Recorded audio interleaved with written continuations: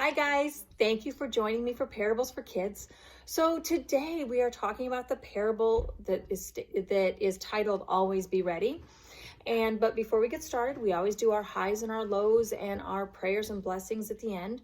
So I encourage you as a family or as a shelter-in-place group to do the exact same thing. Keep in touch and keep prayer going.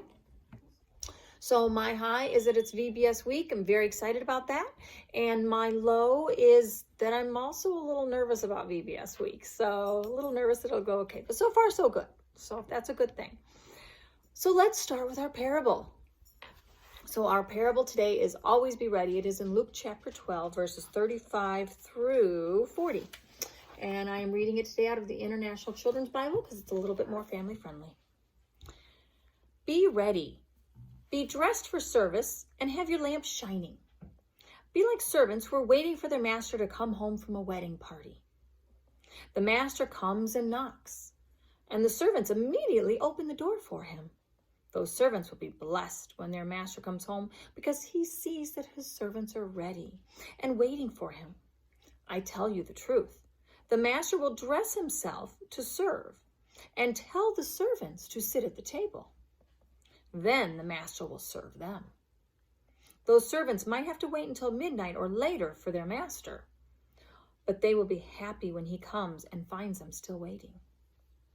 Remember this: if the owner of the house knew what time the thief was coming, the owner wouldn't allow the thief to enter the house. So you must also be ready. The Son of Man will come at a time when you don't expect him. So here, Jesus is talking about when he comes again to us. So he came once, and he was born and died on the cross, but then he says he's going to come again, but we have no idea when.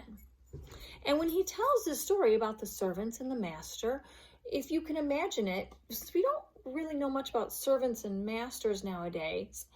Maybe I'll retell it this way. Imagine you went to a restaurant and they stayed open really late for you and they were waiting for you at the door. And the master or this very important person comes to this restaurant very late at night. But instead of sitting at the table and having all the waiters and waitresses serve him, the master puts all the waiters and waitresses at the table, and the master goes and cooks the food and serves them instead. Jesus says that's what's going to happen.